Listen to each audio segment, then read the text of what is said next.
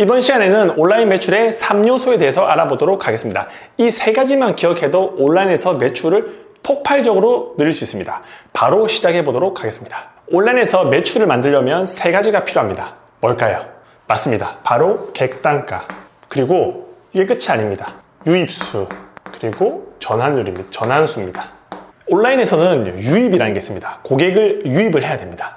유입을 하는 방법은 자연 유입이 있고 인위적인 방법이 있습니다. 자연 유입이라는 것은 네이버에 검색했을 때, 예를 들어서 네이버의 휴대폰 아니면 셀카봉 이런 걸 검색했을 때 노출되는 거죠. 노출된 것 중에서 사람들이 들어올 텐데, 자연 노출에서 뭐가 중요하냐? 바로 상품명입니다. 내가 어떤 상품명을 썼냐에 따라서 소비자들이 그 상품명을 그대로 쓰면, 그 키워드를 쓰면 내 제품이 노출되는 거고, 만약에 고객들이 원하는 그 키워드를 내가 상품명에 쓰지 않으면 내 제품은 노출되지가 않습니다. 그래서 항상 이런 셀러들이 강의하던가 교육할 때 하는 말이 중소형 키워드, 경쟁 강도 이런 단어를 쓰는 거죠. 그래서 상품명은 상위 노출에 꼭 필요한 용어입니다. 상품명을 잘 만들어야 되죠. 이게 끝인가요? 아닙니다.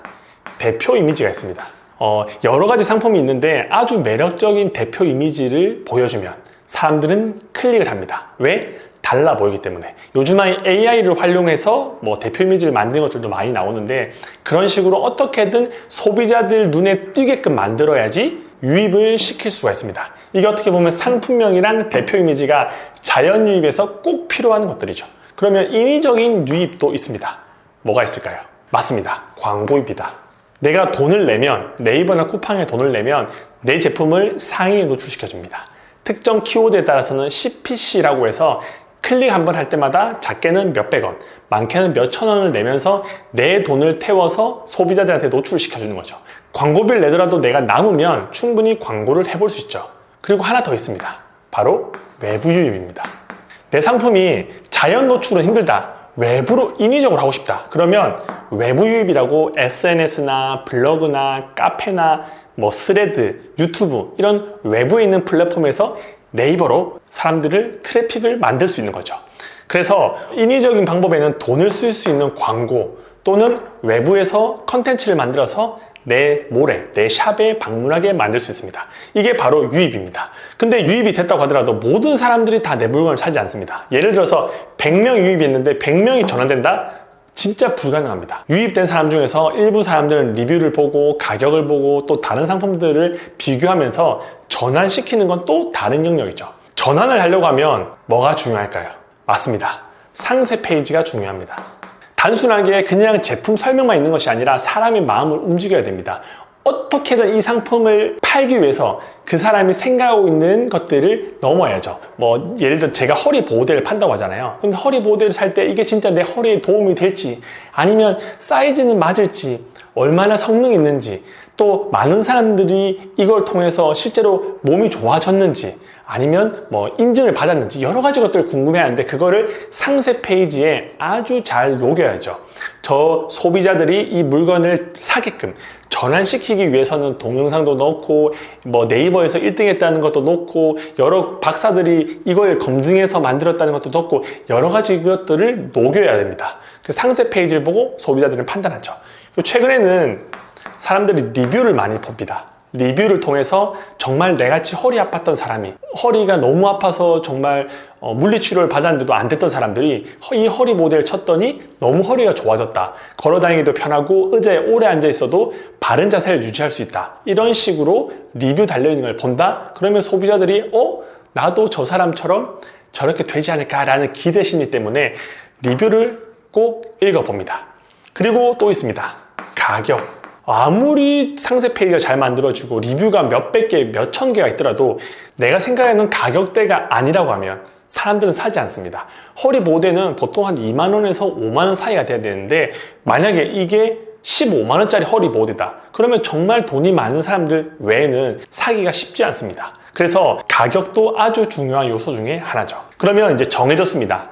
단가, 유입수, 전환수, 이 모든 것들이 상대적으로 곱해서 온라인 매출이 만들어지는데, 만약에 유입수가 많더라도 전환이 0이 됐다, 그러면 모든 결과값은 0입니다. 그래서 이거는 곱하기이기 때문에 0이 나오는 순간 매출은 나올 수가 없다라고 보시면 되죠. 그래서 작은 숫자라도 계속 그 작은 숫자를 높이기 위해서 열심을 다해야 됩니다. 그리고 분석도 할 줄 알아야죠.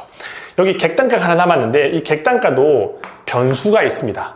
어떻게 하냐? 가격을 낮은 것도 있고 높은 것도 있고 서클을 할 수도 있고 세트도 있고 옵션도 많이 있잖아요. 그래서 업셀 기능이라고 해서 물건을 하나 사는 사람한테 하나 더 주는 전략을 씁니다. 뭐 배송비 무료, 단 5만 원 이상 구매한 사람들에 한해서. 그래서 내 제품의 객단가를 높이는 거죠. 뭐 2+1 옵션을 만드는 것도 있습니다. 2개를 사야지 1개를 더 주는 겁니다. 그러면 거기 통해서 내가 가격대를 높이고 매출을 늘릴 수 있는 방법이 있는 거죠. 그리고 세트 구성도 있습니다. 세트. 내가 뭐 스킨, 로션 이거를 1개씩만 파는 게 아니라 2개를 뭉쳐서 가격을 좀 낮춰서 객단가를 높이는 방법도 있죠.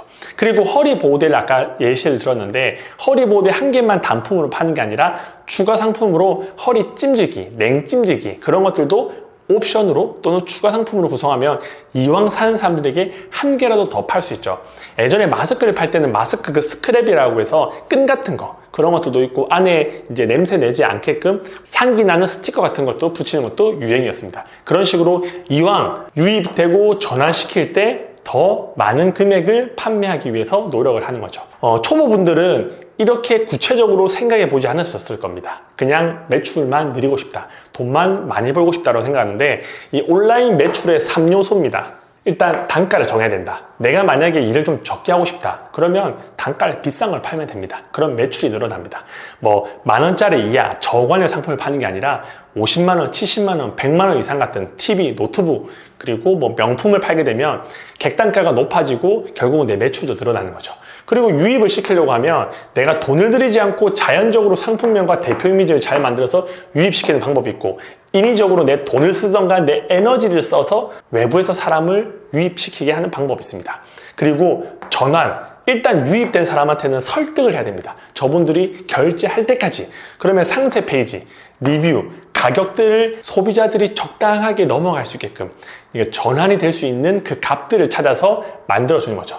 이게 단순해 보이는 것 같아도 이 한 가지 정도 상품명 하나만 하더라도 한 5시간 정도의 강의가 있습니다.